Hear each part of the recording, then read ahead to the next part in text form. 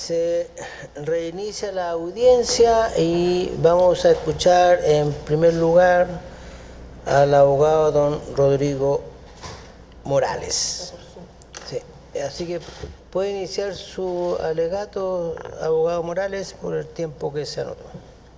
Muchas gracias, señor presidente. Con la venia de este excelentísimo tribunal vengo a alegar, en primer término, respecto a mis representados señores Montoya y Cerda, quienes, como se señaló en la relación, fueron condenados en primera instancia en calidad de encubridores, pena que fuera modificada por la sentencia recurrida, que argumenta una participación como cómplices, pero luego los condena en calidad de autores. Respecto al recurso de casación en la forma, deducido a favor de mis referidos defendidos, se funda en la causal del artículo 541, número 9 del Código de Procedimiento Penal. Esto es porque no ha sido extendida la sentencia, a nuestro parecer, en la forma dispuesta por la ley en relación con el artículo 500, que establece cuáles son los requisitos, el contenido del fallo de segunda instancia que modifica o revoca la sentencia dictada por el tribunal, específicamente en sus numerandos quinto y sexto. Como se señaló correctamente por el señor relator, el considerando 16º del fallo recurrido efectúa una argumentación respecto a la modificación del grado de participación criminal que cabría a mis representados, pasando de encubridores a cómplices. Señala, resumidamente, que habría quedado claramente establecido cuáles fueron los actos de cooperación que ellos habrían desarrollado, actos que se encuadrarían, excelentísimo tribunal, en lo dispuesto del artículo 16 del Código Penal, señalando que Montoya contribuyó en el actuar delictual manteniendo la vigilancia de los vehículos mientras los carabineros descendían a los detenidos, mientras que el señor Cerda habría manejado uno de los vehículos que formaban parte de este operativo. Y agrega en este considerando la Ilustrísima Corte de Concepción que se discrepa de lo resuelto por el señor ministro en visita en cuanto a encuadrar la participación de ellos en actos de encubrimiento, por tanto se trataría de cómplices del delito de homicidio calificado. Sin embargo, de manera muy inexplicable, muy llamativa, en el numerando sexto de la parte resolutiva del fallo que nos convoca, al aplicar las penas, señala que ellos habrían participado en calidad de autores, señalando que se confirma el fallo en cuanto a la decisión condenatoria, pero con declaración respecto a que su participación habría sido, como he señalado, en calidad de autores del delito de homicidio calificado y por lo tanto elevando considerablemente la pena a 15 años y un día de presidio. Por lo tanto, existe, excelentísimo tribunal, una evidente contradicción en estas partes del fallo. Se argumenta la participación criminal en calidad de cómplices, incluso se refiere al artículo 16 del Código Penal estableciendo cuáles son los actos de cooperación, pero al momento de imponer la pena se señala que ellos serían coautores y se les impone la misma pena que a todos aquellos involucrados que ya venían condenados en calidad de autores desde la sentencia de primera instancia. De ahí que nosotros digamos que existe una vulneración, en primer término, del artículo 500, número 5, que establece que la sentencia debe establecer las razones legales o doctrinales que sirven para calificar el delito en sus circunstancias, como también al numerando sexto, excelentísimo tribunal, que establece que se deben citar las leyes o los principios jurídicos en que se funda el fallo. El considerando 16º cita el artículo 16, establece argumentos legales, argumentos doctrinarios, pero luego, en la parte resolutiva, cuando se le condena como autores, no existe cita a disposición alguna, no se cita en absoluto el artículo 15, ni cuál de aquellas hipótesis contenidas en este artículo servirían para sustentar esta autoría, lo que a nuestro entender supone que existe una sentencia que se ha dictado vulnerando las referidas exigencias legales. Existe, por lo tanto, un evidente perjuicio a mis representados, por cuanto, como he señalado, se argumenta complicidad, se les condena como autoría, se nos priva a nosotros como defensa, por de pronto, del legítimo derecho a defender cuál es el grado de participación que en definitiva quiso argumentar y quiso establecer la sentencia recurrida, contradicción que supone además a nuestro entender una vulneración al debido proceso y que reafirma la necesidad de anulación de este fallo. Respecto a los mismos señores Cerda y Montoya, excelentísimo tribunal, se dedujo también por esta defensa recurso a casación en el fondo, fundamentado en el artículo 546, número 1, en relación con el artículo 488 del Código de Procedimiento Penal, y a su vez en relación con los artículos 15, 16 y 17 del Código Penal, porque a nuestro entender, evidentemente se incurre en un error de derecho al estimar el grado de participación por el cual se condena a mis representados. El ministro instructor de primera instancia, señor Carlos Aldana, excelentísimo tribunal, procesó, acusó y condenó a mis defendidos en calidad de encubridores. Luego, la ilustrísima Corte, como he señalado reiterativamente, modifica esto, llegando incluso a establecer una figura de coautoría. Por lo tanto, fundamentamos esta aplicación errónea del derecho precisamente en las referidas disposiciones del Código Penal que establecen los grados de participación en nuestro ordenamiento. Y por lo tanto, en relación a la real actuación desplegada por mis representados, como referiré, estimamos, no concurre ni la figura de complicidad argumentada en el considerando 16º, ni tampoco la figura de autoría pretendida en la parte resolutiva. Respecto a la participación que cabe al señor Montoya y que se encuentra acreditada de acuerdo al fallo de primera instancia en el considerando 26º, que es reproducido en esta parte por la sentencia recurrida, él señala muy someramente que concurre al lugar de los hechos por instrucciones que se le imparten por el suboficial Garcés, que era el más antiguo en el lugar, que él tenía entendido, como se señaló, la relación que concurrían a Los Ángeles a dejar detenido, que luego se le deja cuidando vehículos, un total señala él de entre 5 y 10 vehículos a 20 metros aproximadamente de donde estaban los detenidos, y que unos 30 minutos después él siente disparos. Luego vuelven después de un rato los demás carabineros y le ordenan que deben abandonar el lugar y se dirigen al cuartel. Él señala que ignora lo que ocurrió específicamente en ese lugar, pero evidentemente que él sintió los disparos y que después nunca más se habló del tema en la tenencia. Esa es la real participación, la real conducta acreditada y establecida en el fallo que correspondería al señor Montoya. Conforme a ello, el considerando 51º, respecto a la responsabilidad, al grado de participación que le habría cabido, concluye que efectivamente, en relación al considerando 53º, él le habría correspondido una participación en grado de encubridor por aplicación del artículo 17, número 2 del Código Penal, porque si bien evidentemente no intervino en la ejecución de los delitos ni como cómplice, ni como autor, excelentísimo tribunal, sí habría intervenido con posterioridad a la ejecución de los delitos para ocultar o inutilizar el cuerpo del delito o impedir su descubrimiento, porque él debió, señala el fallo, al menos presumir lo que había ocurrido. La ilustrísima Corte, como se ha referido, elimina esta consideración respecto a la participación en calidad de encubridor y la sustituye por el ya referido considerando 16º, que establece que los actos de cooperación de él dirían relación con esta vigilancia de vehículos que, de acuerdo a lo interpretado por la Corte de Concepción, constituiría una figura de complicidad de aquellas dispuestas en el artículo 16 del Código Penal. Estimamos que lo único acreditado respecto a mi representado, excelentísimo tribunal, es esta actuación de vigilancia de vehículos. Y por lo tanto, la aplicación que se pretende del artículo 16 del Código Penal implica una aplicación errónea del derecho, toda vez que él no ejecuta ninguna actuación que pueda estimarse como una real cooperación en la ejecución de los delitos. No puede aseverarse que su mera presencia en el lugar pueda constituir complicidad y, por lo tanto, si nos vamos a lo dispuesto en el considerando 16º, estimo que efectivamente existe una errónea aplicación del derecho. Lo expuesto también es aplicable respecto al señor Cerda, excelentísimo tribunal, respecto a su participación y a su real actuación, refiere el considerando 27º, que señala que él concurrió al lugar conduciendo un vehículo. Esa era su especialidad.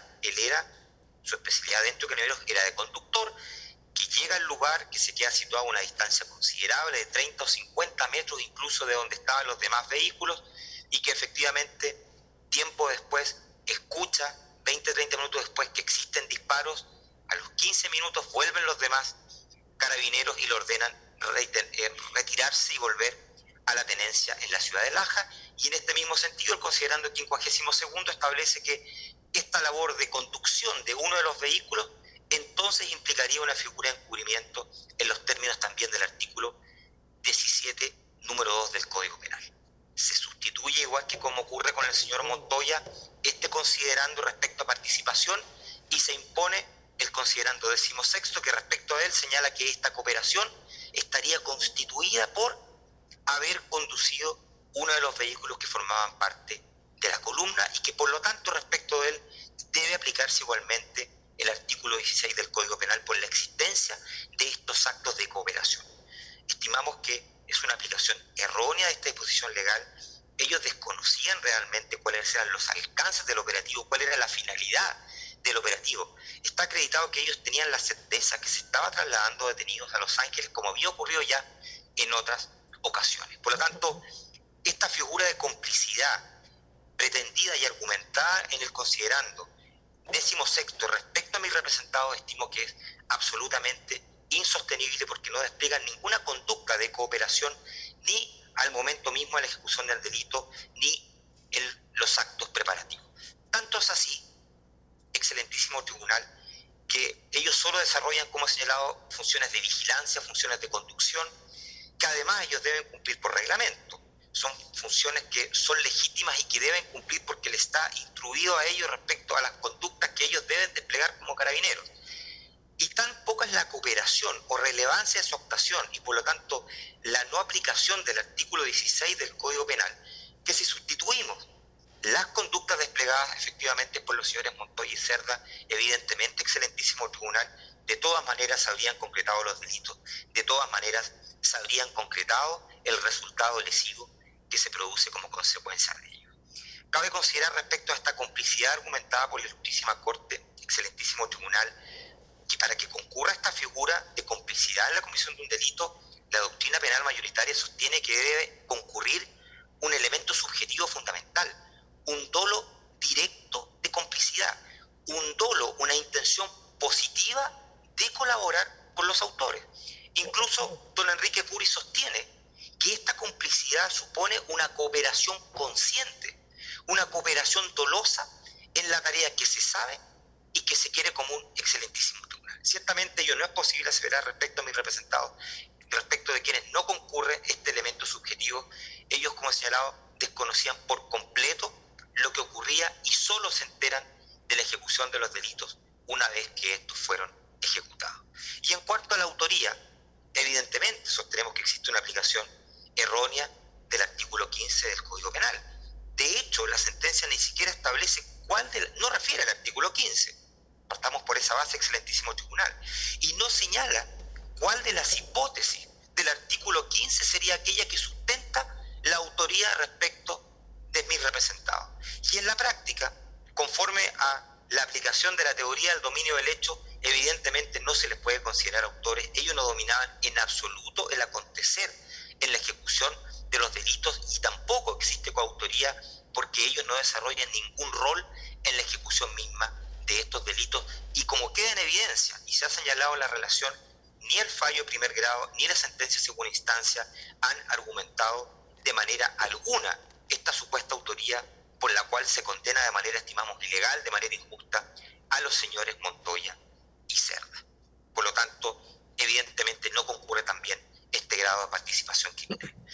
Y finalmente, excelentísimo tribunal, respecto a esta parte del recurso de casación en el fondo respecto de ellos, señalar en relación al encubrimiento y para el caso de que eventualmente, anulándose el fallo como solicita esta defensa, se dictara sentencia de reemplazo, que tampoco estimamos que respecto de ello concurran los requisitos para estar en presencia de una figura de encubrimiento y por lo tanto que también existe una aplicación errónea respecto de ellos del artículo 17 del Código Penal. Como he señalado, ellos no tienen un conocimiento acabado de la perpetración del delito, no existe tampoco un dolo de encubrir a quienes lo ejecutan y el único argumento concreto que establece el fallo para sustentar el encubrimiento es señalar que ellos se imaginaron lo que había pasado y que por lo tanto en base a ellos habrían intervenido con posterioridad, incluso manteniendo silencio respecto a lo que habría ocurrido. Excelentísimo tribunal, no es posible sustentar una condena en una causa de la relevancia, de la gravedad de esta, en base a meras conjeturas respecto a lo que eventualmente mis representados pudieron imaginarse en su foro interno. Por lo tanto, estimamos que también existe una aplicación errónea respecto al artículo 17 del Código Penal. Y por lo demás, respecto a este supuesto silencio que podría implicar un encubrimiento en los términos del artículo 17.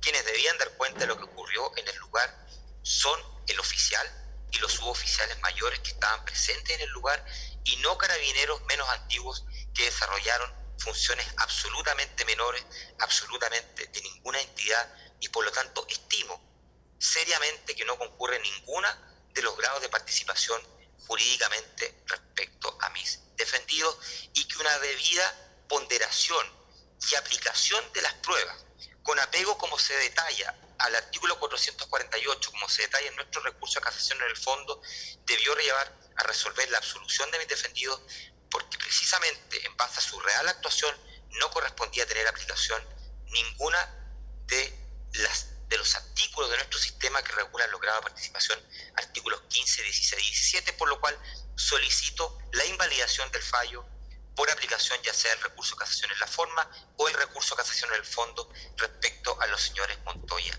y Cerda.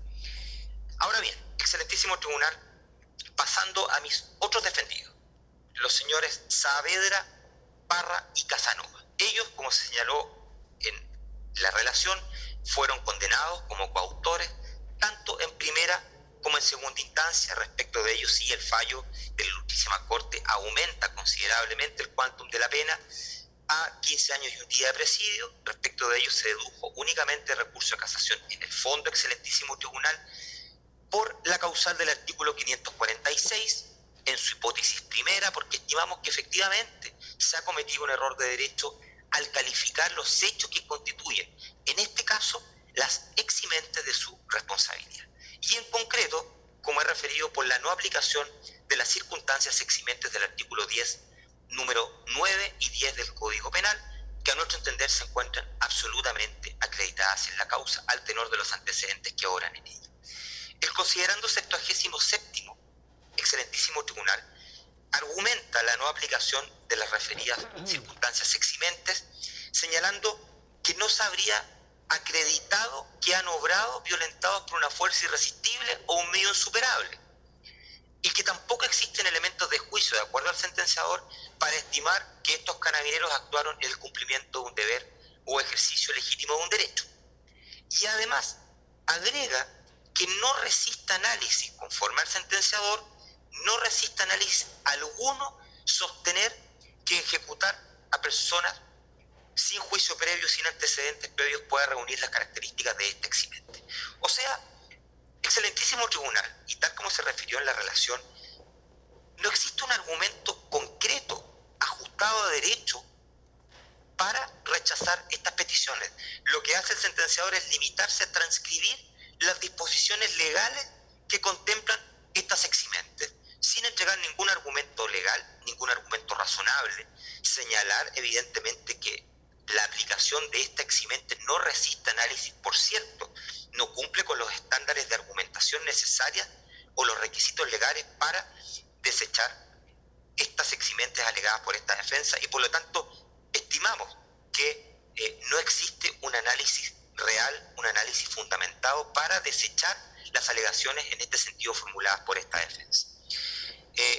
Excelentísimo tribunal, respecto a las eximentes en particular, nuestros representados obran, y como se dirá, teniendo al momento de ocurrencia de los hechos, evidentemente un miedo, un temor insuperable por las circunstancias que estaban viviendo. Y además, en su calidad de carabineros, por cierto que ellos cumplieron con un deber que se les impuso de manera perentoria, por una orden perentoria, concreta, de parte de los funcionarios jefes de mayor jerarquía que estaban en el lugar. Así las cosas, tratándose del artículo 10, número 10, que estimamos no ha sido correctamente ponderado y aplicado por la Ilustrísima Corte, estimamos acreditado, de acuerdo a los antecedentes que obran en la causa, que evidentemente en el lugar existían funcionarios de mayor graduación.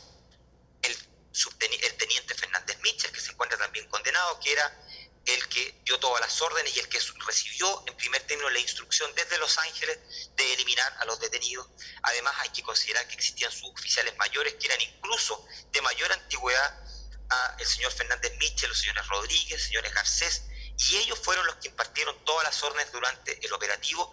Y por cierto, esta situación, excelentísimo tribunal, y considerando que estos hechos se producen pocos días después del golpe de Estado, limitó el real ámbito de libertad, el ámbito de acción. Ellos no estaban en condiciones, mis representados, de negarse a cumplir las órdenes que les impartían sus superiores sin que ello pudiera implicar serias consecuencias para su persona e incluso llegar a costarle su vida. Y por lo mismo, ello se relaciona con la eximente del artículo 10, número 9. Por cierto, sintieron temor insuperable. Hay que ponerse en la situación que se vivía en esa época, excelentísimo tribunal. Por cierto, ellos tuvieron miedo, como muchos estamentos tuvieron miedo en nuestro país. Incluso, cabe referir, excelentísimo tribunal, que propios miembros del Poder Judicial, lo que ha sido reconocido incluso por presidentes de este excelentísimo tribunal, señores Libedinsky y Ballesteros, señalan que en su momento ellos se vieron paralizados, que dejaron de aplicar justicia, dejaron de tramitar y de resolver recursos de amparo que se presentaban precisamente por miedo a las represalias que ello podía implicar para su persona. Incluso, y según consta en esta misma causa, excelentísimo tribunal, la ministra de esta excelentísima corte, doña Rosa Egnam, que en ese tiempo era secretaria del juzgado Yumbel, señala que, habiéndose deducido una denuncia ante ella por los hechos que habían ocurrido, ella dejó de investigar y de darle la tramitación correspondiente por miedo, por temor a los superiores y por temor a lo que ella podía ocurrir. Y por lo tanto, si magistrados tuvieron miedo, por cierto, ¿qué más miedo pudieron tener simples cabos que habían egresado hace escasos meses de la Escuela de Carabineros de la más baja graduación? Y por cierto, esta situación, las órdenes que se le impartían, limitó absolutamente su capacidad, su libertad, su libre albedrío para poder actuar, considerando que se encuentra acreditado que se le impartieron órdenes de manera absolutamente precisa, absolutamente perentoria y amenazadora incluso respecto de ellos. Para argumentar el rechazo de esta circunstancia y dando cuenta del error de derecho que estamos refiriendo, señala el fallo que, dando una suerte de definición de la eximente, que esto implica, para que sea procedente, un estado de perturbación anímica, más o menos profunda, provocada por la previsión del acaecimiento actual o inminente de un mal grave. Por cierto que eso fue lo que ocurrió respecto a mis representados, excelentísimo tribunal. Y por lo mismo, estimamos que estas eximentes deben aplicarse. Argumentar que ellas no resisten análisis no es un argumento plausible que pueda ser considerado. Como he señalado, y poniendo ya término a este alegato, mis representados, señores Parra, Saavedra y Casanova, eran funcionarios de carabineros de la más baja graduación. Todas las órdenes fueron impuestas por el teniente Fernández, por los suboficiales Rodríguez y Garcés, según se encuentra latamente acreditado en la causa.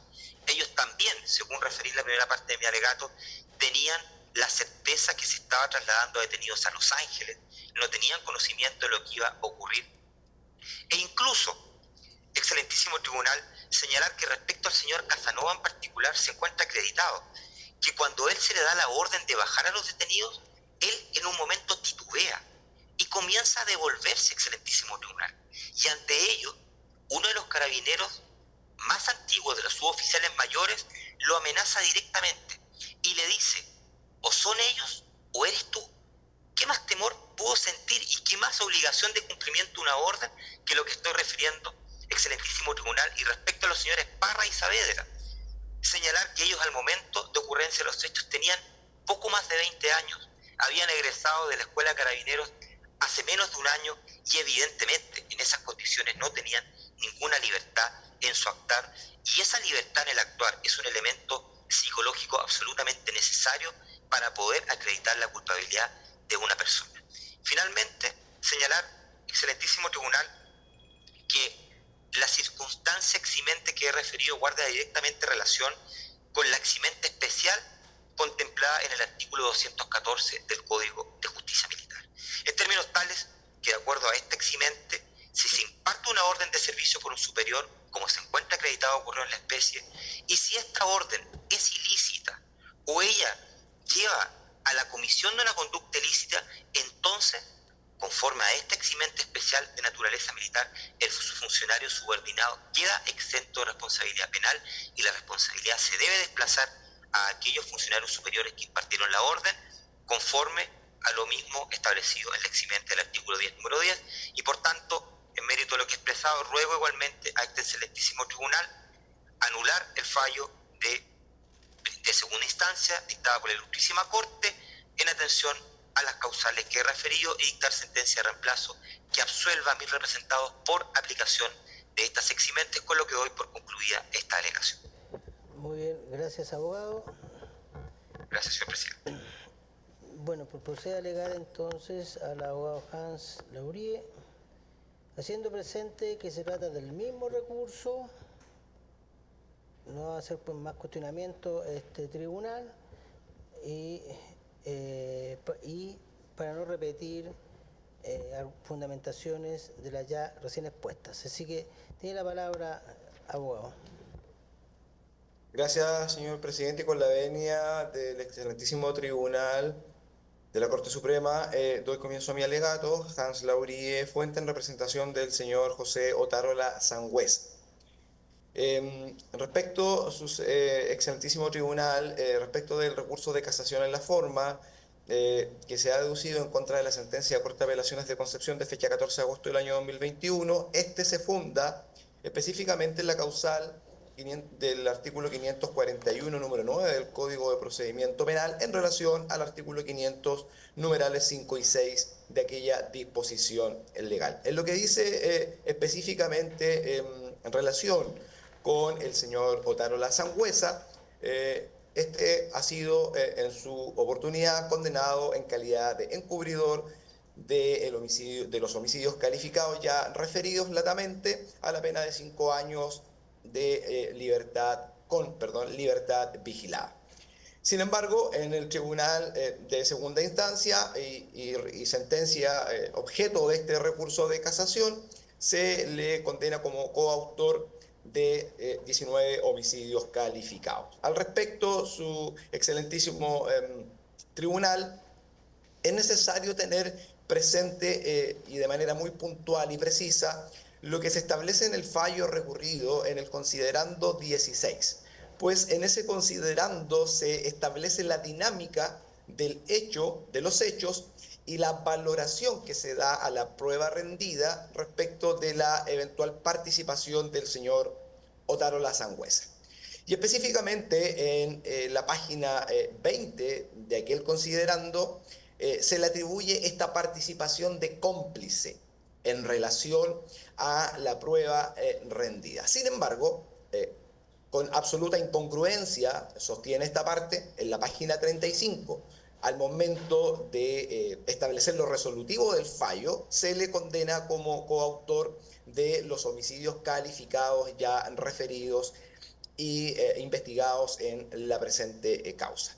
En cuanto a los fundamentos entonces precisos de este recurso de casación en la forma, de la sola lectura del fallo impugnado podemos advertir claramente y de manera muy evidente una abierta incongruencia entre lo razonado en los considerandos ya citados, en las páginas específicamente ya citadas, en relación a lo concluido finalmente y a lo establecido como condena para mi representado. Pues se analiza y se parte de la base de una participación en calidad de cómplice,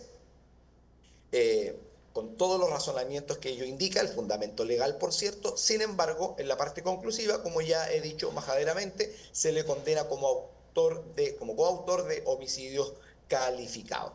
En esta conclusión, y que resulta importante tener presente al momento de resolver este recurso, no existe ninguna valoración, no existe ninguna apreciación y más aún no existe ningún fundamento legal que se dé en el fallo recurrido respecto de la coautoría por homicidios calificados. Entonces nos encontramos frente a una sentencia recurrida en este excelentísimo tribunal a través del recurso de casación en la forma, que es incongruente en sí misma y carente del fundamento legal que exige el legislador para que se encuentre ajustado a derecho el fallo impugnado.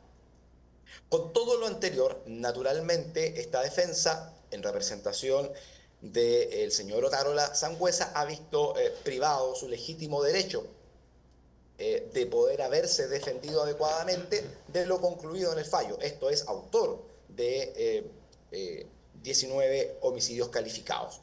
Y por otra parte, naturalmente, fluye claramente la infracción legal expuesta ya y que hace entonces, sino resolver conforme a la solicitud planteada en este recurso de casación en la forma. Es por ello que, muy respetuosamente, solicitamos a este excelentísimo tribunal, esta excelentísima corte, poder anular la sentencia en su integridad por no haber sido dictada de manera conforme a nuestra legislación. En cuanto al recurso de casación en el fondo, excelentísimo tribunal, se invoca la causal del artículo 546, número 1, en relación al artículo 488 del Código de Procedimiento Penal, y esto naturalmente en relación al artículo 15, 16 y 17 del Código Penal. Hago míos y reproduzco los argumentos ya expuestos en cuanto al recurso de casación, en la forma en lo que dice relación con la infracción de ley, en el sentido de atribuir una participación en calidad de autor de homicidios calificados en circunstancias que el análisis de la sentencia recurrida, la ponderación de la prueba y las conclusiones o fundamentos de derecho establecidos en aquel fallo dicen relación estrictamente con la complicidad y no con la autoría. De manera que es evidente entonces que por ese argumento existe una manifiesta infracción de ley que es necesario acoger entonces este recurso de casación en el fondo, invalidar el fallo de la forma que se dirá más adelante. En segundo lugar, dentro de este razonamiento de fondo, y que es objeto y fundamento de este recurso de casación en el fondo, y que diga relación con esta participación en calidad de cómplice que atribuye el fallo impugnado, señoría, excelentísimo tribunal, es dable hacer presente muy sucintamente de que el señor Otárola tiene una participación que se desprende de dos medios de prueba en este proceso. Uno es la declaración del teniente señor Fernández Michel y, en segundo lugar, de su propia declaración cuando, en su calidad de inculpado, presta declaración voluntariamente ante el ministro instructor. De esas dos vertientes podemos obtener la dinámica de los hechos que se han conocido en las diversas instancias y se está conociendo hoy en este excelentísimo tribunal. ¿Y qué se desprende de aquello? Se desprende una participación del señor Otárola Sangüesa como conductor de un vehículo en el cual no se transportaban a las personas que habían sido previamente detenidas y posteriormente y lamentablemente ejecutadas. Él condujo otro vehículo. Luego, en el lugar, se le informa a él que deben desviarse del destino que él tenía en conocimiento, que era la ciudad de Los Ángeles, y que se apartan, dice, de la ruta adecuada y se internan en un sector de bosque. Y luego la instrucción que él recibe del señor Fernández Michel es quedarse a bordo del vehículo con las luces encendidas y sin apagar el motor. Aquello está y se desprende de la declaración del señor Fernández Michel y de la propia declaración de mi representado. Esos son los dos únicos antecedentes que obran en todo el proceso respecto de las conductas desplegadas por mi representado. De allí se observan y se extraen las conclusiones a las que arriba el tribunal, la sentencia, establecidas en la sentencia, impugnada por estos recursos.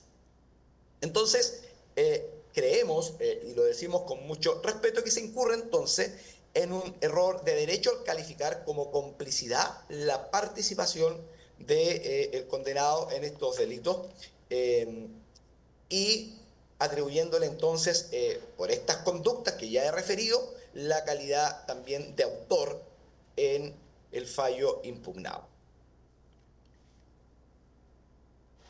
No existe, respecto de mi representado, conocimiento previo del hecho. Él recibe la instrucción de seguir una comitiva a bordo de un vehículo que él conduce hacia la ciudad de Los Ángeles. No sabía lo que iba a ocurrir sino estando en el momento mismo de ocurrencia de estos hechos. Mi representado, por tanto, no estaba en conocimiento del hecho en su momento, en forma previa. No podemos entonces, creemos, atribuir esta exigencia de dolo directo en él. No concurre aquella circunstancia en su participación, así lo estimamos. No participó directamente en las lamentables muertes de estas personas, ni siquiera llega a situarse en el mismo lugar del hecho. No mató a ninguna de las personas, solo recibió órdenes e instrucciones respecto de la conducción de un vehículo y luego quedarse inclusive arriba del vehículo, ni siquiera bajarse del vehículo. No intervino en forma previa, ni en forma coetánea, ni en forma posterior a los lamentables hechos. Debemos entonces, y creyendo respetuosamente que el excelentísimo tribunal dará lugar en su momento a los recursos de casación, ya sea vía casación en la forma o en el fondo, hacernos cargo de lo que se le atribuye a mi representado en la primera sentencia dictada por el ministro instructor respecto de su participación como encubridor. Y en ese orden de ideas, bajo los mismos argumentos ya esgrimidos, creemos que tampoco se cumplen los presupuestos legales exigidos para situarlo en aquel grado, ¿cierto?, de participación, ni siquiera como encubridor, y entonces solicitamos respetuosamente que cuando se invalide este fallo, que así sea solicitado por la vía de los recursos de casación en la forma y en el fondo, se decida entonces absolver a mi representado, el señor Otárola Sangüesa, por las razones ya esgrimidas, existiendo incongruencia en el fallo y existiendo infracción de ley en la forma que ya se ha mencionado. Eso es todo, señor excelentísimo tribunal. Muy bien, gracias, abogado. Bueno, seguimos con los alegatos y tiene la palabra don Nelson Villena. Gracias, señor presidente. Con su venia y la de este excelentísimo tribunal, alego en estos autos en representación de mi mandante, don Anselmo San Martín Navarrete, que, como se indicó en la relación, ha sido condenado como encubridor en el fallo de primera y segunda instancia de los hechos investigados en la presente causa, aplicándosele en el voto de mayoría de la decisión de la Ilustrísima Corte de Apelaciones, una pena de 5 años de presidio menor en grado máximo, con el beneficio de libertad intensiva, decisión esta que se acordó con el voto en contra de la redactora del fallo, la ministra que estuvo por dictar sentencia absolutoria de mi representado en atención a los fundamentos que señalan. Dos cuestiones previas, señoría excelentísima, antes de entrar al fondo del asunto. Para los que ejercemos la profesión, probablemente estos son los hechos más lamentables y dolorosos en los cuales nos toca intervenir, porque dan cuenta de una situación en la historia del país que fue extremadamente grave, dolorosa, atentatoria contra garantías fundamentales. Esperamos que no vuelva a ocurrir. Y en segundo lugar, hacer presente como cuestión preliminar introductoria que nuestro representado a la época de los hechos era un novel carabinero sin grado, sin rango, que se ve involucrado en estos hechos a partir de antecedentes que referiré no determinan que pueda librarse a su respecto condena. Hemos invocado como infracción a la sentencia objeto del recurso el artículo 546, número 7 del Código de Procedimiento Penal. Señoría excelentísima, esto es infracción de las leyes reguladoras de la prueba con influencia sustancial en los dispositivos del fallo. Y concretamente esto en relación con la valoración que le ha dado el sentenciador de primera y segunda instancia a la prueba testimonial rendida durante el curso de la investigación y en el proceso. Como indiqué, mi representado ha sido estimado partícipe en los hechos referidos por el señor relator y se le ha condenado como encubridor en virtud de la norma del artículo 17, número 2 del Código Penal. El fundamento de la sentencia de primer grado dictada por el ilustrísimo ministro don Carlos Aldana los plasmó en los considerandos 54 y 55 de la sentencia, que el fallo de la ilustrísima Corte de Apelaciones ha hecho suyos en el numeral 15 de la sentencia del ilustrísimo Tribunal de la Corte de Apelaciones de Concepción. En ese considerando 54, el tribunal hace referencia a el testimonio prestado por algunas personas que serían los antecedentes de cargo que obran en contra de nuestro representado, que, debemos decirlo, y así lo señala la sentencia también, siempre ha negado haber concurrido al sitio del suceso y ha señalado en las diversas declaraciones que prestó durante la investigación a fojas 3121, 3154 y 4427, que él se quedó como vigilante exterior de la tenencia de carabineros de Laja y que no formó parte de la patrulla que salió con los detenidos. Esa es la declaración de don Anselmo San Martín, señoría excelentísima. No formé parte de la comitiva. La sentencia, para desvirtuar aquello, da cuenta de las declaraciones de algunos testigos, que son don Samuel Vidal, don Pedro Parra, el carabinero Saavedra Reinito. Pero el tribunal, y esto es el fundamento de nuestro planteamiento para anular el fallo y dictar sentencia de reemplazo, no da cuenta de las contradicciones que existen en las declaraciones de algunos de los testigos de cargo, ni tampoco pondera los dichos de otros testigos que corroboran la tesis de don Anselmo San Martín en cuanto a que él no formó parte de esta comitiva que acabó con la vida, lamentablemente, de las víctimas. El testigo Samuel Vidal Riquelme es uno de los antecedentes que forman la convicción del tribunal. Habría dicho que mi representado formó parte de la comisión, pero ocurre que él incurre en algunas contradicciones. Por ejemplo, en su declaración policial de 14 de junio de 2011, que rola a fojas 1561 del proceso, indica que San Martín, mi representado, participó en la comitiva y dice que incluso él habría cavado la fosa en la cual se habría enterrado a las víctimas. Y eso está en contradicción con la propia declaración de este testigo del 18 de agosto de 2011, cuando en una diligencia de reconstitución de escena, a fojas 1693 del tomo quinto, señala que no recuerda que San Martín haya ido ni estado presente en el Fundo San Juan. Después, el mismo Vidal Riquelme, en una declaración de 22 de agosto de 2011, que rola fojas 1700 del tomo quinto, señala que no vio a San Martín ni al salir de la tenencia de Laja, ni tampoco en el Fundo San Juan.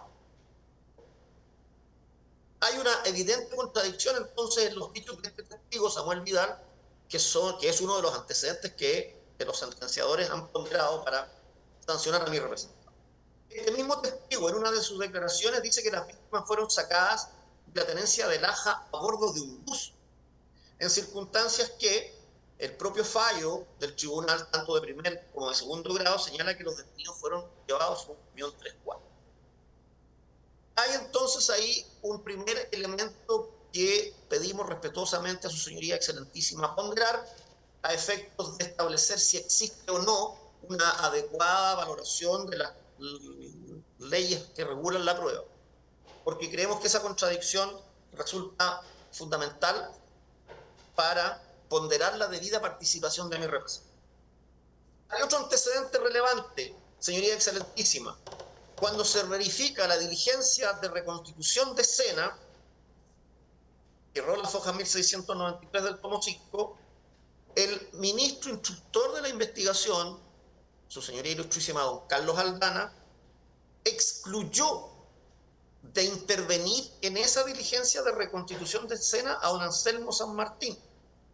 No obstante que él se presentó a la diligencia porque fue citado al efecto, pero al verificarse esa diligencia el 5 de julio del 2016, no hay participación de mi representado y se le dijo incluso que no tenía lugar porque él no había estado en los hechos, en el lugar de los hechos al momento de la reconstitución de escena. Otro antecedente es que para condenar a mi mandante se tuvo en consideración lo declarado por don Pedro Urra Utreras, hojas 3125, que dice que nuestro mandante habría estado presente. Sin embargo, el inculpado Urra, que dice en un primer término que San Martín participó en la ejecución, que nuestro mandante participó en la ejecución, en su declaración de 22 de junio de 2011, que erró la foja 1699 del tomo 5, señala que no sabe si San Martín estaba cubriendo afuera del cuartel y en el interior vio a Fritz, Muñoz y Oviedo. Y dice, tampoco vi a San Martín en el operativo del Fundo San Juan. Poco vi a San Martín en el operativo del Fundo San Juan. Entonces, ¿cómo puede adquirirse convicción de la participación de mi representado con una declaración como la que hemos indicado? Tampoco el sentenciador, señoría excelentísima, pondera diversas declaraciones prestadas en la investigación por varios testigos que determinan la falta de participación de mi representado. Luis León Godoy, el 18 de agosto de 2011, a foja 1691, en esta misma diligencia de reconstrucción de escena, señala que no recuerda si Martínez o San Martín se quedaron en la tenencia. El testigo Casanova, a fojas 1692, en la tenencia se quedó San Martín. En la tenencia se quedó San Martín, es decir, no participó en la comitiva. El coimputado Fernández Mitchell, a fojas 1695, vuelta del tomo quinto, señala que Anselmo San Martín, mi representado, no participó en el Fundo San Juan y se quedó en la tenencia. Otro testigo, Martínez García, a fojas 1696, vuelta, no recuerda haber visto a San Martín ni en la tenencia ni en el Fundo, donde ocurrieron los hechos. León Godoy, a fojas 1697, San Martín se quedó en la tenencia. El coimputado Otárola Sangüesa, a fojas 1697, vuelta, no recuerda haber visto a San Martín ni en el grupo de fusileros ni en la tenencia. Saavedra Reinike, a fojas 1698, no recuerda haber visto a San Martín en el Fundo donde ocurrieron los hechos ni al regreso. Entiende que se quedó en la tenencia, por lo que le dijo Fernández, otro de los testigos. El testigo Olivares Dade, a foja 1698, vuelta, no recuerda haber visto a San Martín. Y añade que en la tenencia se quedaron 3 o 4 funcionarios. El mismo testigo Parra Uteras, al que nos hemos referido en la declaración, que fue la foja 1699, señala que tampoco vi a San Martín en el operativo del Fundo San Juan. González Salazar, otro testigo, 1699, vuelta, había un cuarto funcionario que se quedó en la tenencia, pero no recuerda quién. Es San Martín, de acuerdo a lo que dijeron otros de los testigos. Campos Dávila, otro testigo, a fojas 1700 del tomo quinto, no recuerda haber visto a San Martín en el Fundo San Juan. Casanova Salgado, otro testigo, fojas 1692, en La Guardia se quedó San Martín. Todos estos antecedentes, señoría excelentísima, no son ponderados por el tribunal, son desoídos tanto por la sentencia del ministro señor Aldana como por el voto de mayoría de la ilustrísima Corte de Apelaciones que falló la causa,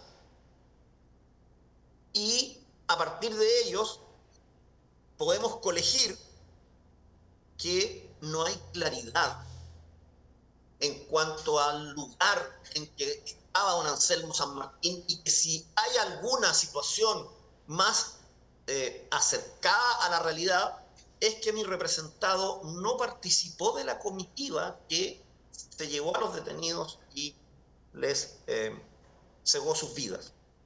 Y esa es una situación que rola en el proceso y de la cual existen antecedentes, señoría excelentísima, que a nuestro juicio no han sido debidamente ponderadas por el sentenciador al valorar la prueba. Hay que tener presente otra cuestión de interés. Silencio, por favor. Que dice relación con la atipicidad subjetiva que debemos, si creemos, debe también analizarse. Resulta que mi mandante, habiéndose quedado en la tenencia, nunca tuvo conocimiento de los hechos que se perpetraron. Y, como sabemos, para ser partícipe es necesario tener dolo común, a propósito del principio de la convergencia. Y más aún, en el caso del encubrimiento, porque así lo dice expresamente el artículo 17 del Código Penal, son encubridores los que con conocimiento de la perpetración de un crimen o simple delito de los actos ejecutados para llevarlo a cabo. Y aquí, del mérito de los antecedentes, se colige que don Anselmo San Martín nunca tuvo conocimiento de lo ejecutado por esta comitiva en la cual él no participó. Y además, señoría excelentísima, debemos recordar que esta modalidad del artículo 17, número 2, contempla una exigencia subjetiva adicional, y es que para ser considerado un encubridor se necesita que éste actúe con el propósito de impedir el descubrimiento del delito. Y acá no existe tal información. Sobre esto, señoría excelentísima, solicitamos tener presente que uno de los acusados, Fernández Michel, un superior jerárquico de mi representado al momento de los hechos, declaró que a fojas 247 del fallo se deja testimonio de esto. Fernández Michel declaró que de vuelta al cuartel se fueron en silencio. Preguntado por el tribunal si se hizo algún pacto de silencio respecto de estos hechos, responde que antes de embarcarse en los carros, de manera muy corta, le dijo a los suboficiales que instruyeran al personal que esta cosa no se comentara, pues era muy delicado lo que había ocurrido. Página 226 del fallo. Nelson Casanova depuso que no recibió ninguna instrucción respecto a guardar silencio, tan solo se devolvieron hasta la tenencia y continuaron como si nada hubiese pasado. Hojas 247 del fallo del ministro Aldana. O lo dicho por don José Otárola Sangüesa, nunca recibió amenazas para guardar silencio, sino que solo cumplió las instrucciones que le dieron sus superiores. Es decir, después de perpetrado el hecho, los deleznables hechos, no se comentó esto. ¿Cómo entonces podría haber tenido conocimiento de los mismos?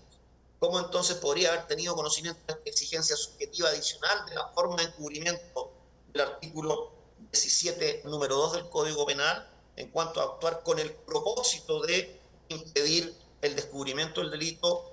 El carabinero San Martín, mi representado, que, como dije, existen antecedentes en la causa que permiten concluir que no participó en la comitiva. Es importante dejar consignado, señoría excelentísima, que la ministra redactora de la sentencia de la ilustrísima Corte de Apelaciones de Concepción, doña Nancy Bluch, en su voto de minoría, estuvo por revocar el fallo y absolver a don Anselmo San Martín de los cargos formulados, teniendo presente que se ha tenido por acreditar la participación de nuestro mandante soslayando las contradicciones que existen a este respecto entre los diversos elementos de cargo en el voto de minoría. Agrega que, en efecto, Vidal Riquelme mantuvo durante la investigación diversas versiones, señalando que no recuerda que San Martín haya ido en la comitiva a Foja 1693, después que acabó la Foja a 1561, que no lo vio en el Fundo San Juan a Foja 1700. Pedro Parra declaró que no sabe si San Martín estaba cubriendo el cuartel, y a Foja 3125 señala que participó en las ejecuciones. León Godoy señala a Foja 1691 que no recuerda si San Martín se quedó en la tenencia, y a Foja 1697 Huerta señala que sí lo hizo. Fernández Mitchell afirma a Foja 1695 Huerta que se quedó en la tenencia. Saavedra sostiene a Foja 1698 que no recuerda haberlo visto en el Fundo. Parra Ucheras indica a Foja 1699 que no vio a San Martín en el operativo. En similar sentido declara Campos Dávila a Foja 1700. Bueno, para la disidente, dice el voto minoría, estas contradicciones impiden formarse convicción de que el acusado San Martín haya participado en la comitiva que trasladó a los detenidos hasta el Fundo San Juan, que obligan a dictar sentencia absoluta. Por eso es que hemos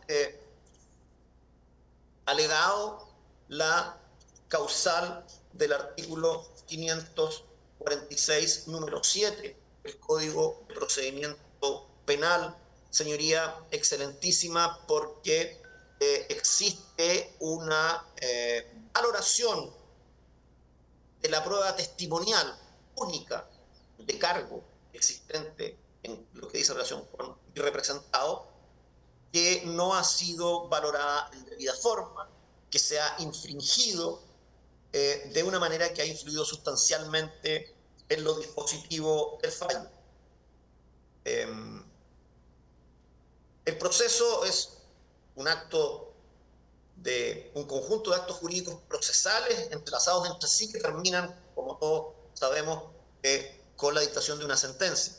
Y esa sentencia, dice el profesor Couture, no se trata de crear un proceso cualquiera, sino un proceso idóneo para que el Estado ejerza la jurisdicción y los sujetos involucrados tengan acceso racional y justo a la solución de sus conflictos.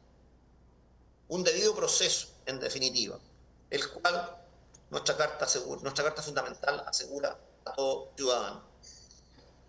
Creemos que la sentencia impugnada vulnera aquello.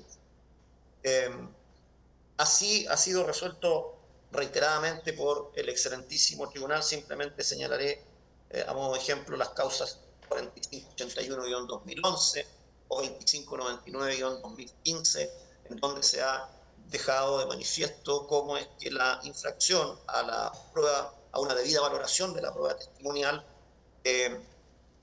constituye o puede dar lugar a la causal que hemos eliminado. En base a eso, entonces, señoría excelentísima, en esta primera acápite, creemos que nuestro recurso debe ser acogido y debe dictarse una sentencia de reemplazo que decrete la absolución de nuestro representado en los hechos en materia de la acusación. También hemos señalado como segunda infracción, señoría excelentísima, una al artículo 10, número 9 del Código Penal, en virtud de la cual, de haberse acogido la eximente que se alegó en ese sentido, habría determinado que no se sancionara a nuestro representado.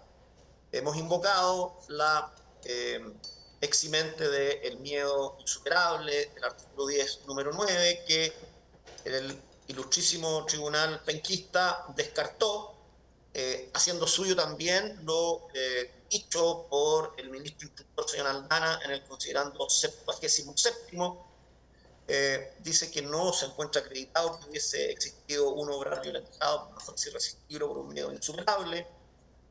Creemos que efectivamente, a partir del contexto, tal como ya dijo uno de mis antecesores, el colega Morales, a partir del contexto de los hechos investigados en este proceso, un carabinero recién titulado, como lo era mi representado, al momento en que ocurren los hechos, se ve en una situación extrema se ve enfrentado a una verdadera situación de un estado de necesidad exculpante en donde habían dos bienes jurídicos en conflicto, la vida propia o la vida de los demás a partir de obedecer a quienes lo mandaban. Tal como se indicó, si alguien como mi representado, con su jerarquía nula, con su edad, 20 años o 21 años, no hubiese ejecutado, participado en los hechos, probablemente habría sido también, habría sufrido graves consecuencias. Y finalmente, señoría excelentísima, como una infracción subsidiaria de las anteriores, para el caso de estimarse que mi representado tiene responsabilidad penal en los hechos en materia de la condena, la Ilustrísima Corte de Apelaciones ha resuelto en este punto que no se le comunican las agravantes de premeditación y alevosía de forma adecuada. Creemos, por el carácter que tienen estas circunstancias modificatorias, que no afectan a quien deba ser sancionado a título de partícipe y más concretamente, como en el caso de mi representado, a título de encubridor. De manera entonces que si se estima que mi representado tiene responsabilidad penal a título de encubridor de figuras de homicidio simple a su respecto, creemos que debió otorgársele las atenuantes de responsabilidad penal tanto de la colaboración sustancial con los hechos en materia de investigación. Nuestro mandante se presentó a todos los actos de procedimiento que requirieron su presencia, incluso fue a la diligencia de reconstitución de escena en la cual se le dijo que no participara por las razones que ya indiqué, y entonces a partir de ello creemos que en las distintas declaraciones que ha prestado en el proceso a Fojas 335 vueltas, a Fojas 3121, 3124 y 4427, que no detallaré por razones de economía, señoría excelentísima, creemos que es posible favorecerlo con la atenuante de colaboración sustancial, tal como el fallo de primer grado lo había hecho respecto de otros de los acusados. Y por último, también creemos que se puede otorgar, reconocemos que el tema es discutible, la atenuante de la prescripción gradual o media prescripción del artículo 103 del Código Penal, como quiera que en el 4 de mayo del 2015 se somete a proceso a mi defendido respecto de hechos que ocurrieron entre el 13 y el 17 de septiembre del año 1973, lo que entonces debiera configurar esta circunstancia atenuante de responsabilidad penal si la decisión de su señoría excelentísima es que ella es procedente en esta clase de delito, según el criterio que tenga el excelentísimo tribunal. Todas estas infracciones, entonces, señoría excelentísima, creemos que han influido sustancialmente en lo dispositivo del fallo, desde luego, y ameritan acoger nuestro recurso del modo que ya he indicado, esto es, dando una sentencia de reemplazo que absuelva a mi representado o que en subsidio aplique una pena menos gravosa que la de la Ilustrísima Corte de Apelaciones, concediéndole la pena sustitutiva o el beneficio de la libertad vigilada intensiva, tal cual ha sido hecho por el Ilustrísimo Tribunal de la Corte de Apelaciones de Concepción. Con esto también me hago cargo de las alegaciones que van a plantear nuestros contradictores en orden a que en sus recursos de casación han pedido mudar la calidad de mi representado y transformarla a una situación de autoría que claramente no tiene ningún sustento en el presente proceso penal, por cuanto mi representado, como indiqué, no participó en los hechos, los graves hechos y en los dolorosos hechos en materia de la investigación, o en subsidio, si es que se estima que alguna participación tuvo, solo puede serlo a título de encubrimiento. Nada más, señor presidente. Muy bien, muchas gracias, abogado. Continuando con los alegatos, don Sergio Bustos tiene la palabra. ¿Cómo? A ver, ¿se están poniendo de acuerdo? ¿Perdón? ¿Perdón? ¿Son querellantes, sí? ¿Y qué pasa? Ah, sí, ¿cuál es su nombre, abogado? Ya, abogado, ¿puedo? No hay problema. Muy bien.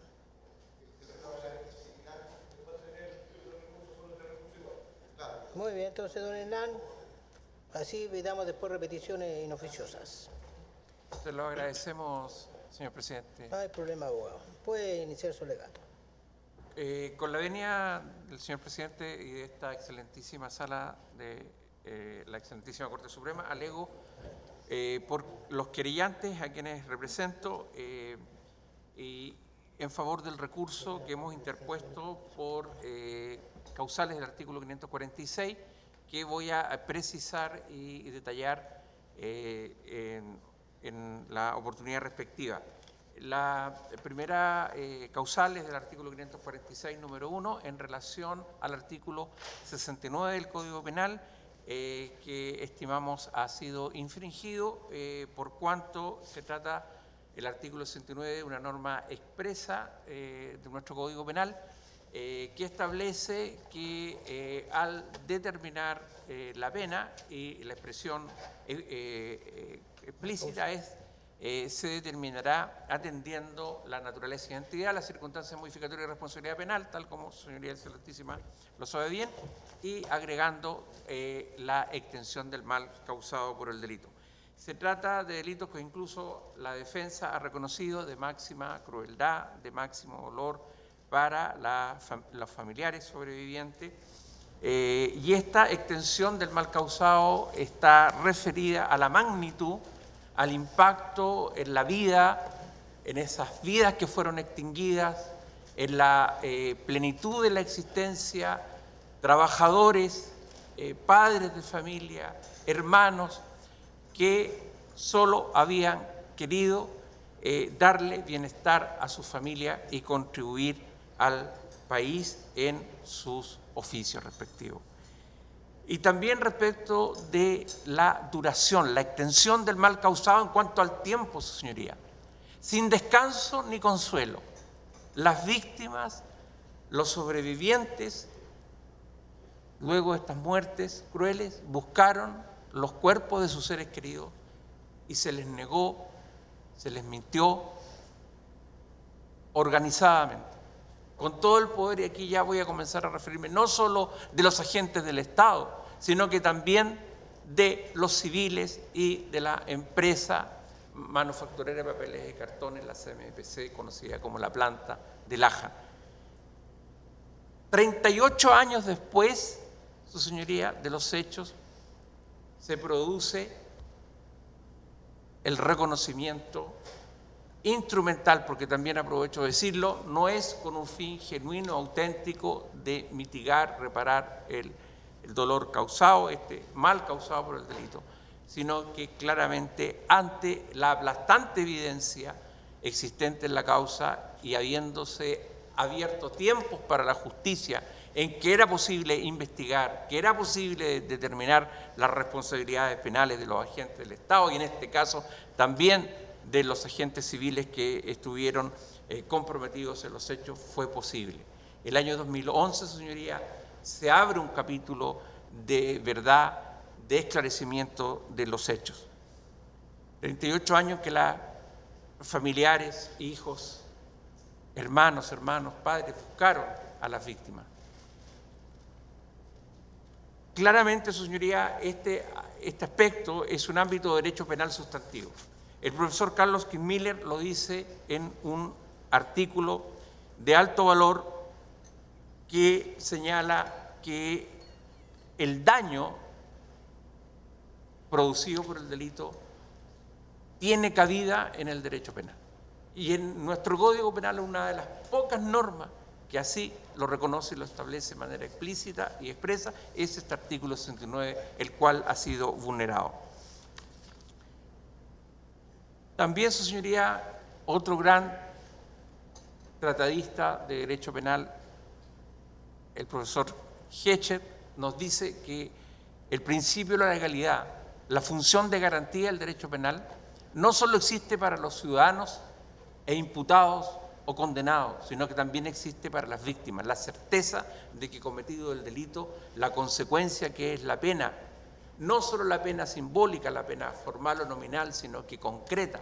Y ahí agrego lo que dice el profesor Claude Roxin, el merecimiento de la pena, un elemento esencial. El merecimiento y la magnitud de la pena forma parte de la base estructural del derecho penal y uno de los principios más importantes, que es el principio de la prevención general.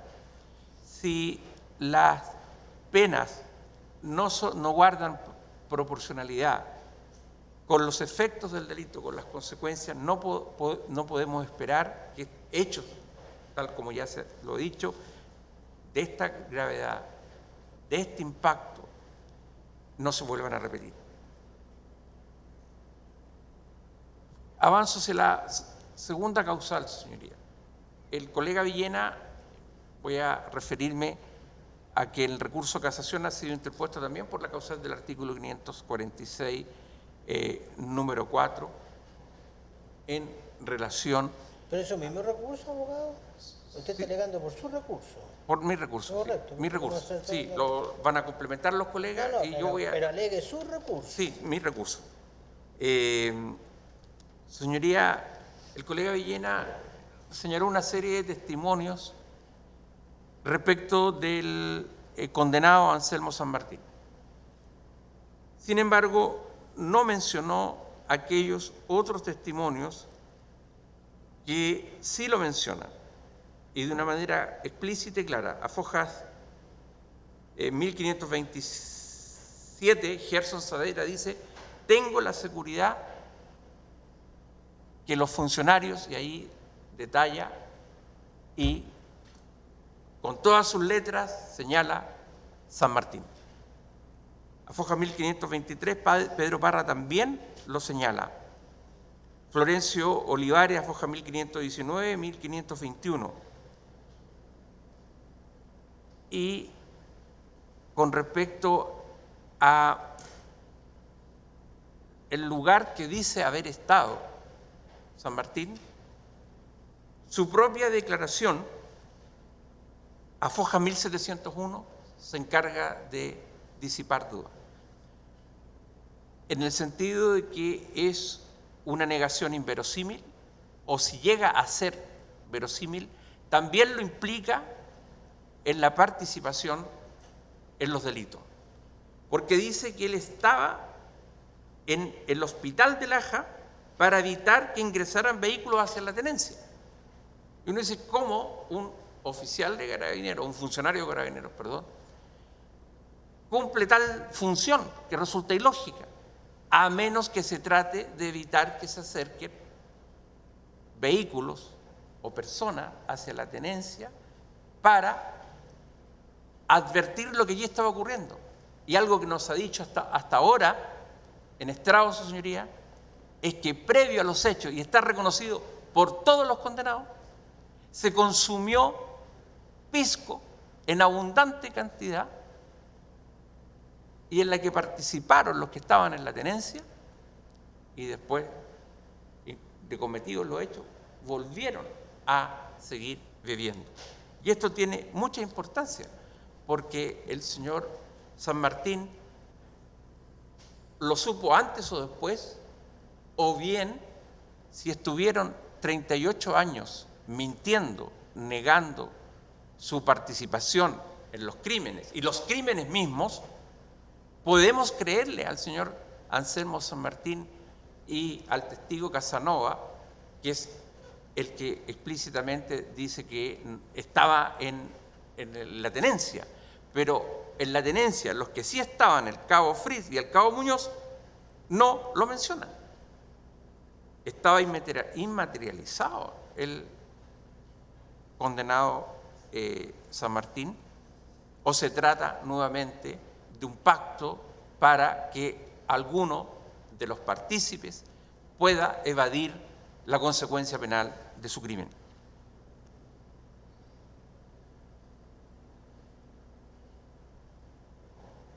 Terminando, su señoría, para darle paso a los otros colegas,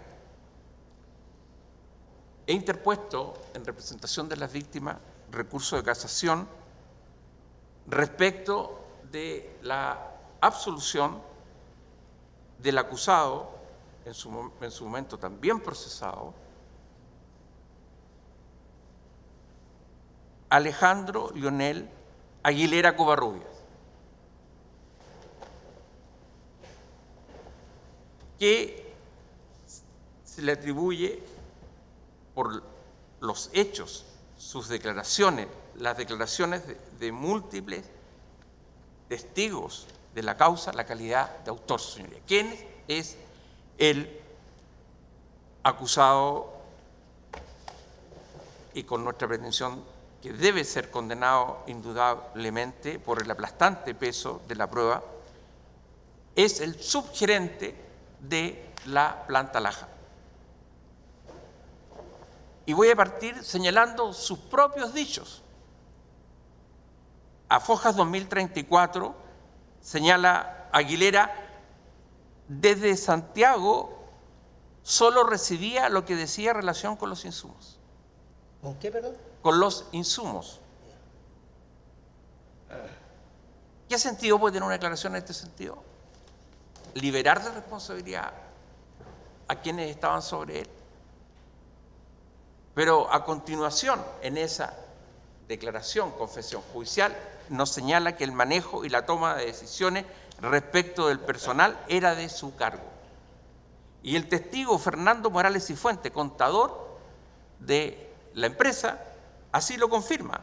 Él tenía el control de todo. ¿Quién era él? Aguilera Covarrubias.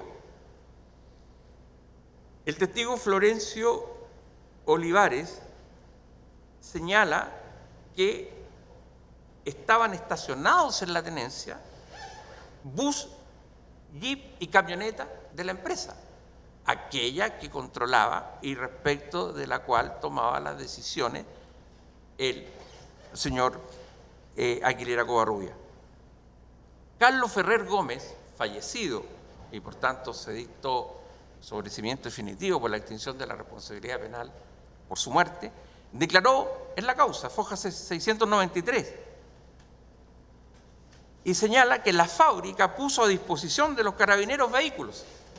¿Pero quién es la fábrica? ¿Vamos a atribuirle responsabilidad penal a un ente? Quienes desempeñan las acciones, realizan las conductas que sí pueden ser incriminadas penalmente. Y allí está Alejandro Leonel Aguilera Covarrubias. El testigo Osvaldo Burgos, junior del Policlínico de la planta, señala que ya el 11 de septiembre se comenzó a detener. Y el testigo Domingo Bucaray Torres, a Foja 1940, señala que antes del golpe, antes del 11 de septiembre, estuvo una dotación del ejército custodiando la planta porque era de interés, y la papelera pidió esta concurrencia, que no terminó allí, sino que se establecen profundos, activos y dinámicos vínculos para la ejecución de los hechos.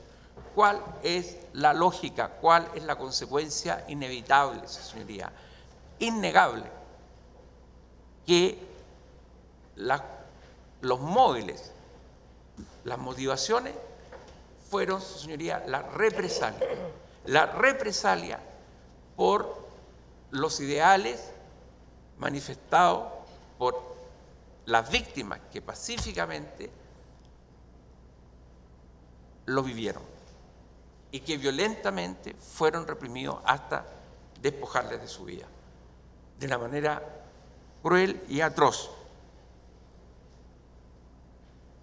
El testigo Félix Eicher, a Foja 618, señala que este nivel de colaboración, de interrelación dinámica, llega hasta que le reparaban los daños que causaba el capitán Fernández Michel al interior de la planta. Vivía en la planta, vivía donde estaban los jefes.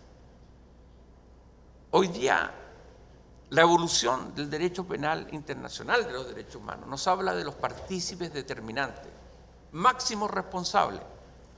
No es irrelevante, todo lo contrario, en nuestro Código Penal, en el artículo 15, número 3, quedan en calidad de autores, cooperadores, con interés. Su señoría, ¿por qué ingirieron alcohol? Si iban a hacer un traslado detenido, resulta contradictorio, ilógico, paradójico, por decir de alguna manera, que no tiene explicación, salvo, su señoría, anestesiarse del horror que iban en el atroz crimen de las víctimas amarradas, indefensas, para poder hacerlo. Señoría, ¿por qué existe la actio libera in causa? El profesor Jesús María Silva Sánchez, respetado penalista, nos dice, su señoría, para poder realizar una imputación de aquellos estados de inconsciencia inducidos por alcohol o droga. No es el caso, porque no llegaron al estado de intoxicación, porque no habría sido posible ejecutar los delitos de la manera que lo hicieron, sincronizada, organizada, con medios materiales, con justificación ideológica de los gerentes de la planta, de Pedro Jarpa, que también está condenado en esta causa, que le dejo a mis colegas. Su señoría, para ir cerrando, ¿qué incrimina de manera irrefutable a Aguilera Covarrubias? Que dice que lo controla todo, pero que dice que recibe insumos y de manera inverosímil, a Fojas 2034, señala que le proporcionaban combustible a los vehículos. ¿Cómo quien controla todo, en donde no se hace ningún traslado, y el mismo que después despide a víctimas que trabajaban en la papelera, sabiendo el destino horroroso y fatal del cual él fue artífice? Generó este concierto criminal con una clara ganancia y beneficio económico y de represalia para que la papelera de Laja funcionara. Su señoría, y aquí se nos responde otra pregunta: ¿por qué entre las víctimas hay funcionarios de ferrocarriles? Una de las víctimas que represento, maquinista, que cumplía su deber, que se presenta voluntariamente a la tenencia, porque la papelera había tenido problemas con el transporte de troncos y incluso hoy día lo registran documentos que se han conocido como estas memorias en que ya el año 72 reclamaban o protestaban la papelera porque se había disminuido la producción, porque no llegaban los trozos o troncos. Y aquí voy a dar un dato, su señoría, un hecho de la causa acreditada, no controvertido, la inspección personal del tribunal, donde se realiza en el Fundo San Juan. ¿Y de quién es el Fundo San Juan? De la papelera. Y otro hecho impactante: la fosa ya estaba cavada. Todo planificado, generar este envalentonamiento cobarde, porque para matar tuvieron que beber hasta intentar la embriaguez.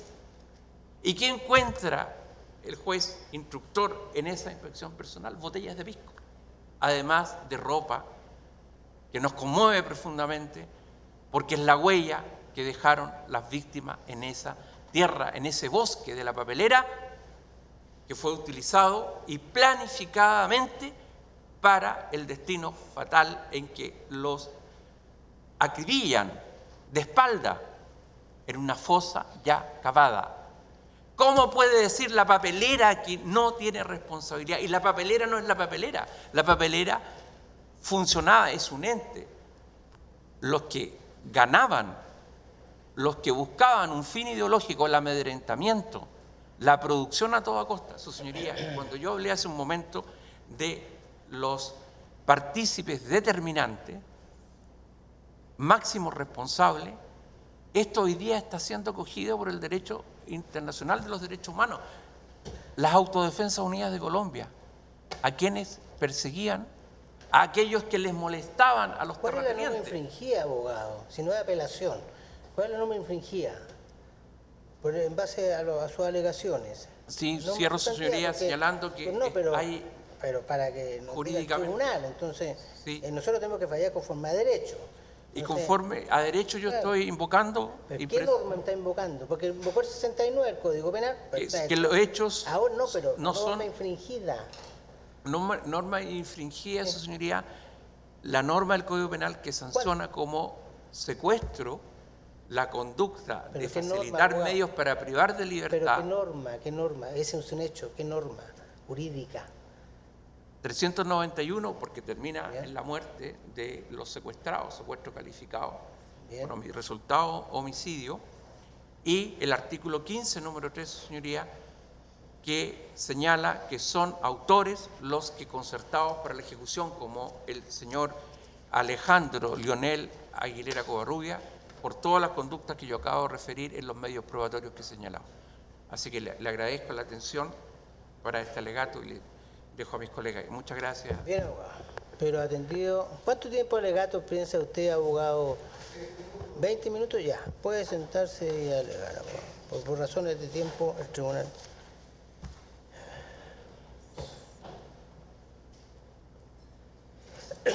Muy bien, abogado.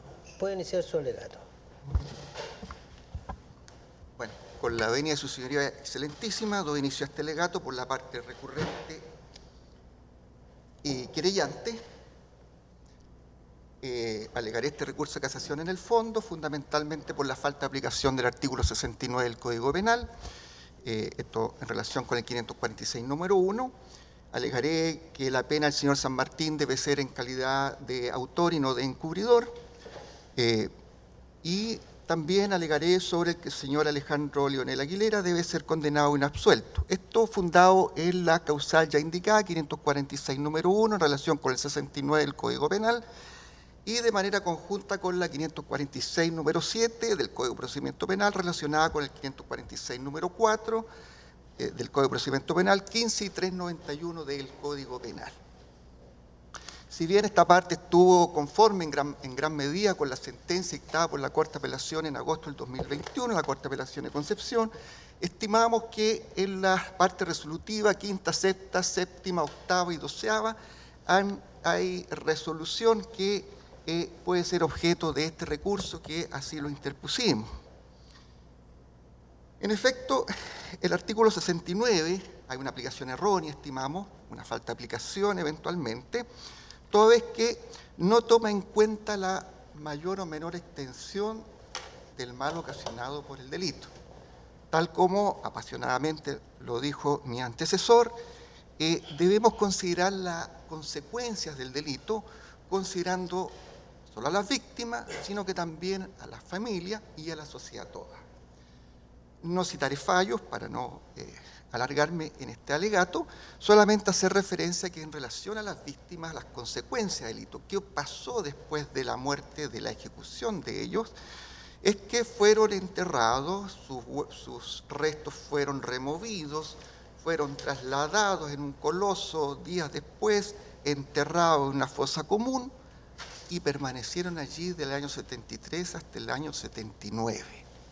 Hago presente aquí que la verdad que el año 79 el ministro de la Corte de Apelaciones de Concepción, ministro José Martínez Gainsly, que ha pasado en la historia de nuestra Corte de Apelaciones de Concepción, pala en mano, él con sus funcionarios, Eli Farías, Abdón López, etc., llegaron, producto que le había llegado un anónimo que les dice que estarían ahí en Yumbel en una fosa común.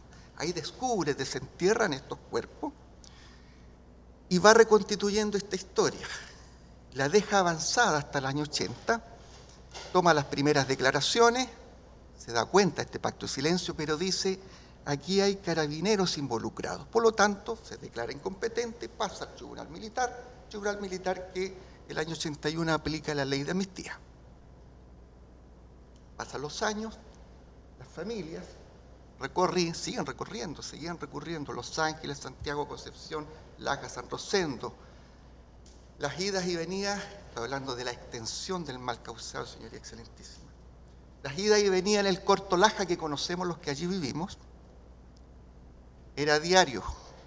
Concepción, golpeando puerta de la iglesia, acompañado por un sacerdote de Laja, etc. Recién en el año 79. Entre medio, nos enteramos años después, la señora Corina Mera, jueza de Yumbel, supimos que el parte policial, cuando se descubren estos restos en el campo de San Juan de Forestal Mininco, que es de la papelera. Hago recursos para acá, los alegatos son para el tribunal. Sí, señoría. Ya, muy bien. Lo tengo claro, sí. El parte es escondido, el ingreso es borrado y la familia siguió buscando.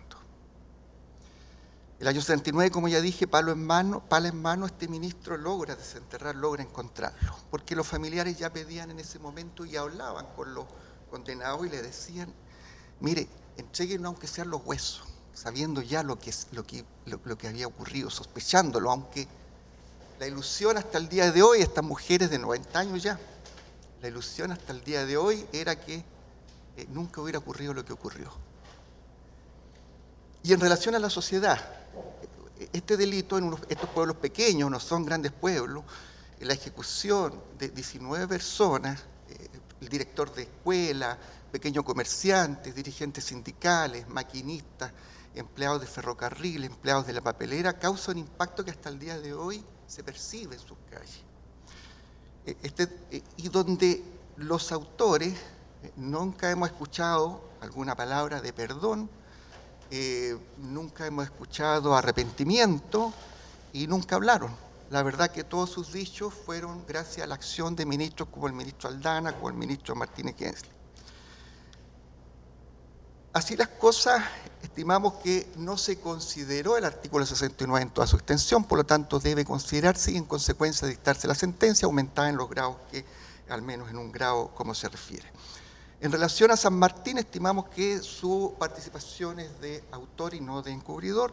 Las declaraciones del único que, según lo que se dice en el expediente, abrió espacio a la verdad es la de Samuel Vidal, Foja 1512. Es la más creíble y él dice que efectivamente San Martín sí estaba dentro de los que cavaron la zanja y dispararon. Oviedo, que el único que se reconoce que sí estuvo en la comisaría, no hay duda que Oviedo estuvo, Oviedo dice que San Martín no estuvo en la comisaría. Claro,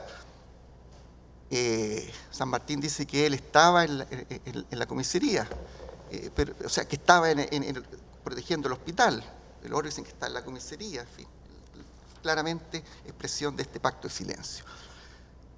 Señoría excelentísima, en relación a la vulneración de las leyes reguladoras de la prueba, estimamos que se ha vulnerado el 488, 1 y 2 y el 459, las presunciones en el 1 y 2 y en la testimonial. Toda vez que en la parte de la absolución de don Alejandro Leonel Aguilera Covarrubias no se hizo uso de las presunciones, que sí se hizo en relación, por ejemplo, a Jarpa, también funcionario de la papelera, y en relación al testimonial tampoco se consideró en toda su integridad las declaraciones prestadas. En efecto, las preguntas que se extraen del expediente, lo que buscaron los ministros, lo que nosotros como teoría, como tesis, ensayamos y aplicamos, la primera pregunta era ¿cuál era la relación de esta empresa con Carabineros y con la Fuerza Armada, antes del golpe de Estado y después del golpe de Estado? ¿Quién mandaba esta empresa? La envergadura de la empresa. Se trata de una empresa que tenía aproximadamente 300 operarios por turno, donde al mando estaba un sugerente, el señor Lionel. ¿Cómo supieron Carabineros la tendencia política de los que fueron detenidos y claramente eran personas de izquierda? ¿Cómo supo Carabineros? ¿Cómo pudo usar Carabineros los medios que se relatan, buses, el Jeep Land Rover, el ACAL, el Fundo, comida, bebida, comida diaria, le llevaban 12 raciones, le llevaban del casino de la papelera? ¿Cómo pudo hacerlo sin que el gerente, el jefe que controlaba todo, según sus dichos, no lo hubiera autorizado y así dicho? Estamos hablando del año 73. las comunicaciones no quedaban en celulares, nada, sino las instrucciones eran bastante directas. Y la capa, la estructura organizacional de la papelera en ese tiempo era su gerente, superintendente y jefe de departamento. No era una que yo no supiera.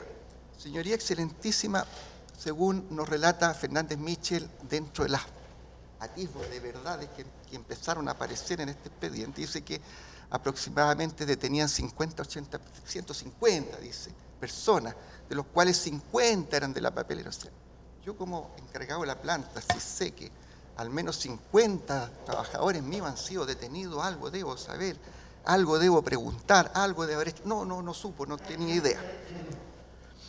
Así las cosas, Señoría Excelentísima, y avanzando ya en la verdad que emana de este expediente, ya el año 79, a foja 329 y siguiente, tenemos relatos donde todos son contestas en decir que los vehículos utilizados en el traslado de todas estas personas fueron vehículos, desde la detención hasta el traslado a su ejecución, son vehículos que eran de propiedad de la papelera, incluso con choferes de la papelera, incluso choferes que estuvieron más de un día, 2, 3 días manejando estos vehículos. El mismo expediente, luego, ya en el año 2011, que es donde la etapa de ministro Aldana, se reiteran las mismas declaraciones a fojas 1502 y siguientes. Son exactamente igual a las del 79, las mismas declaraciones. Los buses, el jeep, la marca, el color, hubo diferencias, la memoria es así. Pero la verdad iba recta. Eran de la papelera, los choferes eran de la papelera, la comida aportada. ¿Y qué declara don Alejandro Leonel Aguilera, foja 2034 y siguiente? Él dice, mire, no, nosotros no, parece que pasamos combustible nomás. Pero en la reconstitución, al hacer el careo, se le sale, digamos. Las coordinaciones siempre se hacían, dice el expediente, con quien estaba al mando de la tenencia, las coordinaciones. ¿Qué coordinaciones? Estamos hablando ya de septiembre del 73, no las anteriores. Todo ello nos lleva entonces a sostener que existen hechos probados, múltiples, graves, por lo tanto podemos llegar a la presunción clara y precisa que el que tenía el control, el dominio de toda esta operación era sin duda el señor Alejandro Leonel Covarrubias.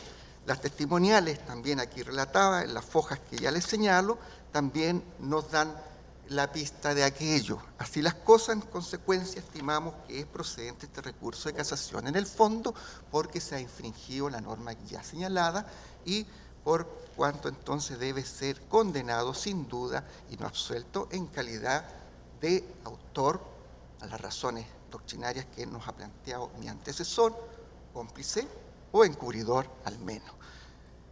Señoría Excelentísima, termino este alegato solamente pensando que la verdad que me tocó conocer esta causa cuando era un estudiante de Derecho en la Universidad de Concepción, allá por los años 80, y que a la vuelta a los años esta causa, he llegado a esta causa. Un colega me pidió, que 30 años después, 40 años después, supe que su padre era uno de los ejecutados. Nunca lo supe cuando era compañero de curso en la universidad. Este colega hoy día probablemente esté viendo este alegato. Y pienso que el último pensamiento de su padre, cuando fue fusilado por la espalda, sin duda eran sus hijos y su señora. Y sin duda hoy día, para los que somos creyentes, hoy día él está aquí presente abrazando a sus hijos y a su cónyuge, aún viva, con 90 años. Es todo, señoría, excelente. Muy bien, gracias, abogado. Bueno, atendido lo avanzado de la hora y por también razones de preferencia del tribunal, se va a suspender la audiencia y va a continuar los alegatos el próximo viernes después de las agregadas. Así que se suspende la audiencia por el día de hoy y continuamos el próximo viernes, como les señalaba, después de las agregadas. Muchas gracias y buenas tardes. Hasta luego, señorías. Buenas tardes, muchas gracias.